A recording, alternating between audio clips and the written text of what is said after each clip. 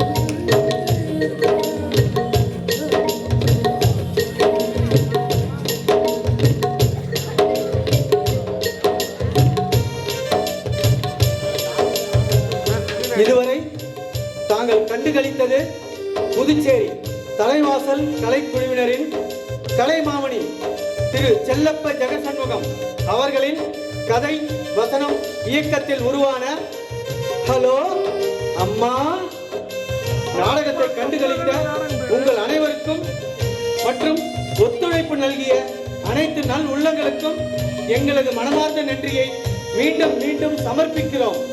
மறுபடியும் சந்திப்போம். வணக்கம்.